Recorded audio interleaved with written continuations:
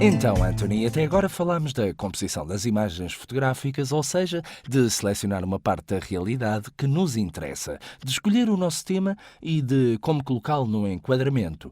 Agora vamos abordar os aspectos que dizem respeito especificamente ao nosso tema. Hum. Quais são as suas características mais importantes e como evidenciá-las? Estava a pensar e acho que primeiro devíamos pensar se é um homem ou uma mulher. Sim, está bem.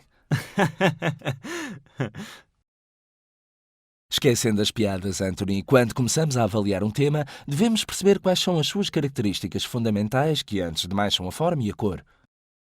Continuas a falar de mulheres, certo? Não, Estou a agora, brincar, vá. a Estou a sério. brincar, vá. A forma é o primeiro elemento que devemos ter em conta. Para melhorá-lo, temos vários elementos na fotografia. Em primeiro lugar, podemos colocá-lo diante de um fundo neutro e limpo para destacar a forma de uma maneira clara e legível. Ou então utilizar a iluminação, a escolha de um determinado ângulo de iluminação, como por exemplo a contraluz.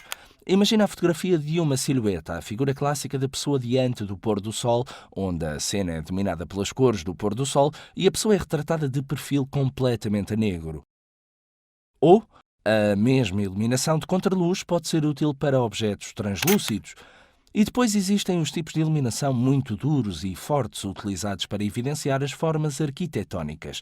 Para formas sinuosas e suaves, por exemplo, como as de uma estátua, é indicada uma luz mais suave que torne visível todos os detalhes sem ofuscá-la, porque uma iluminação muito forte pode levar ao aparecimento de sombras escuras que distraem o observador e também podem ocultar os detalhes do nosso tema. Um outro elemento que evidencia as formas pode ser a orientação da máquina fotográfica. Ora bem, esta é uma coisa que ainda não tínhamos falado. Orientação, o que queres dizer exatamente? Basicamente, é como voltas o teu aparelho para teres um enquadramento vertical ou horizontal. Um enquadramento vertical certamente irá acentuar todas as formas que têm a tendência a alongar-se em altura e assim irá evidenciar este tipo de formas, enquanto que um enquadramento horizontal irá sugerir um campo mais estático que irá evidenciar todos os planos que estão na E imagem. existem coisas que ficariam melhor fotografadas na vertical do que na horizontal, ou não se pode dizer assim? Bem, não é assim tão categórico. Não se podem distinguir temas de um tipo ou do outro. Geralmente, para o retrato, tende-se a utilizar um enquadramento vertical que tende a alongar as formas das pessoas e a suavizá-las mais, e torná-las mais longilíneas. Por sua vez, para a paisagem, para se captar o máximo possível, procura-se utilizar um enquadramento horizontal, porém, basicamente, não existem cânones fixos. E agora, podemos passar para a cor.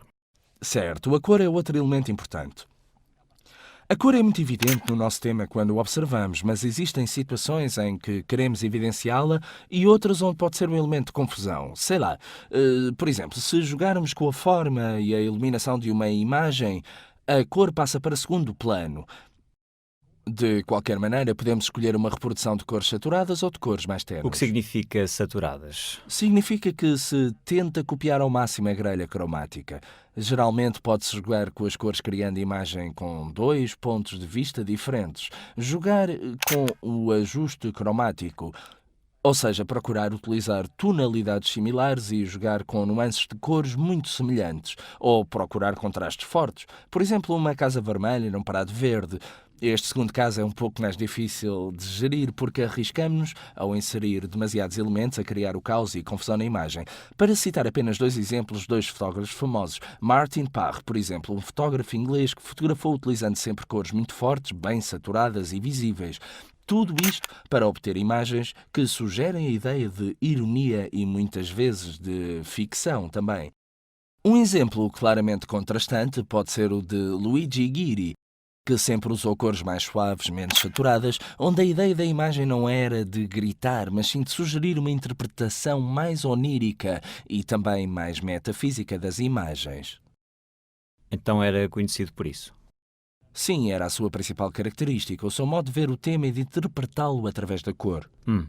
Então a imagem pode mudar dependendo do tipo de cor utilizada. Claro, e é tanto viável para a fotografia digital como para a película. Na película, faz-se utilizando películas que têm uma determinada grelha cromática em detrimento da outra. Na fotografia digital, por outro lado, é mais simples porque com os programas de pós-produção podemos saturar ou atenuar posteriormente as cores de uma cena. Bem, já falámos de forma e cor.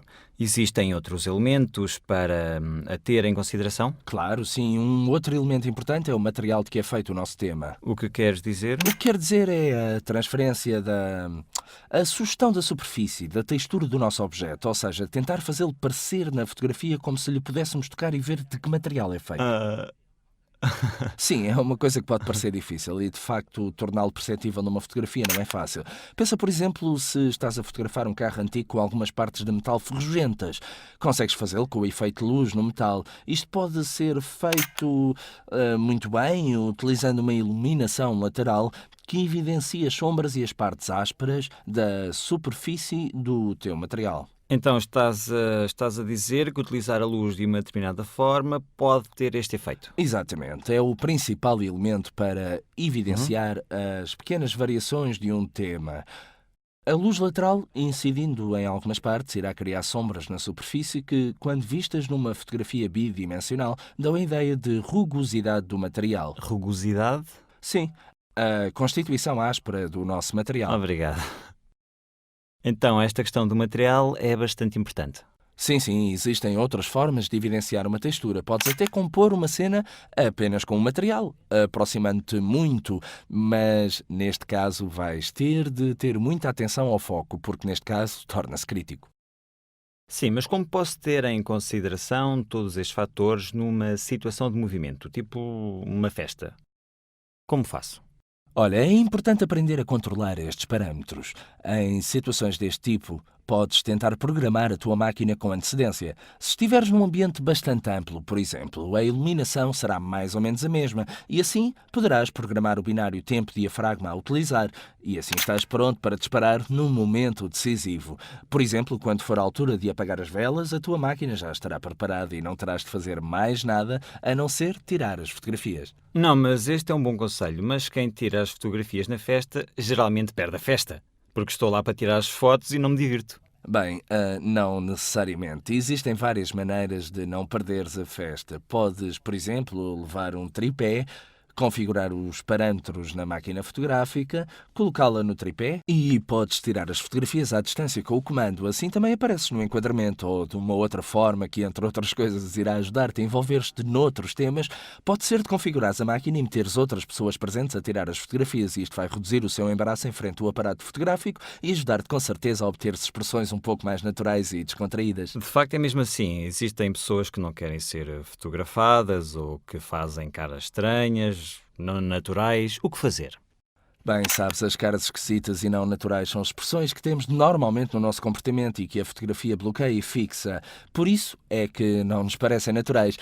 E muitas vezes as pessoas que conhecemos, quando tentamos fotografá-las com o aparato fotográfico, tornam-se pouco naturais, tentando fazer poses para disfarçar a sua insegurança. De facto, eu bem tento dizer, não, tenta ser natural, mas não serve de nada.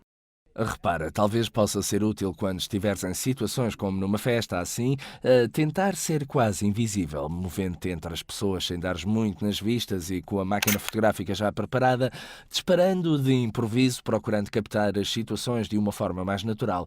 Uma outra maneira de fazê-lo é participar nas situações e assim interages com as pessoas sem que elas te vejam como um fotógrafo, mas uma pessoa que participa na festa com as restantes pessoas. E quando tirares as fotografias, estas serão muito mais descontraídas e naturais.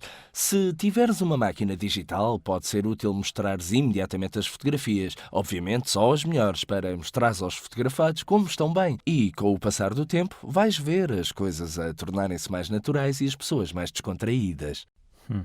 Em situações deste tipo, tenta relacionar-te com a situação. Procura tirar fotografias de grupo, por temas. Tenta, por exemplo, fotografar numa noite dessas os aspectos contrastantes entre essas pessoas, fotografar os momentos de aborrecimento, pessoas que estejam aborrecidas ou a bocejar. Ou então, noutro grupo de fotos, tenta apanhar os momentos de alegria da festa. Trata-se de te desafiares a ti próprio com a tentativa de fazer uma mini reportagem do evento. Uma outra pergunta. Podes dar-me algum conselho para as fotografias de grupo? Acontece-me muitas vezes quando estou a fotografar num serão com amigos e dou por mim sempre a dizer, ok, tu na frente, tu um pouco mais ao lado, um pouco assim. Bem, de facto, a disposição das pessoas na fotografia de um grupo é um dos aspectos mais importantes, mas também um E dos mais perde-se difíceis, tanto tempo a ajustá-los sim, de e facto, as depois as situações pessoas caóticas cansam-se. tenta colocá-los por ordem de altura, de modo a que nenhum tapa o outro, Ordem que... alfabética. Não. Em ordem alfabética, não. O importante é que todos estejam visíveis e, se estiveres no exterior, tem cuidado com as condições de iluminação, que não esteja na luz, luz na cara das pessoas que irá incomodá-los e de certeza que irão fechar os olhos ou assumir expressões não naturais. Tem atenção se no grupo se projetam sombras de edifícios ou árvores e tenta tirar muitas fotografias porque será difícil apanhar todas as pessoas com uma boa expressão e todos com os olhos abertos no mesmo momento. E tem atenção para evitar os clássicos corninhos na foto de grupo. É, de facto. Também existem exemplos famosos deste tipo de fotografias. Sim, a propósito de corninhos. Não, espera, vês ali alguma coisa? O quê? Ah, Tem. desculpa, mas tinha que o fazer. Houve uma coisa, mas como faço para evitar as fotografias e as poses banais? Sabes, não são naturais as pessoas ali, assim. Olha, uma sugestão pode ser a de utilizares uma teleobjetiva, porque, como já te disse antes, o importante é tentar passar despercebido. Utilizar uma lente longa permite-te estar distante das pessoas sem chamares a atenção, passares despercebido e podes tirar fotografias com expressões mais naturais. Veremos mais à frente, quando falarmos da street photography, que este é um dos truques utilizados. Falarmos de Street photography. street photography. Muito bem. Viste? Sim. De qualquer maneira, Anthony, nesta lição vimos alguns aspectos muito importantes da fotografia.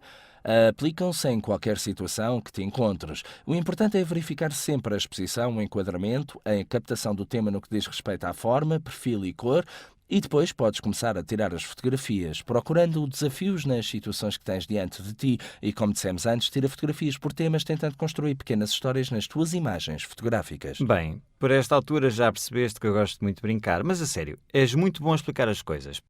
Parabéns. Obrigado, Anthony.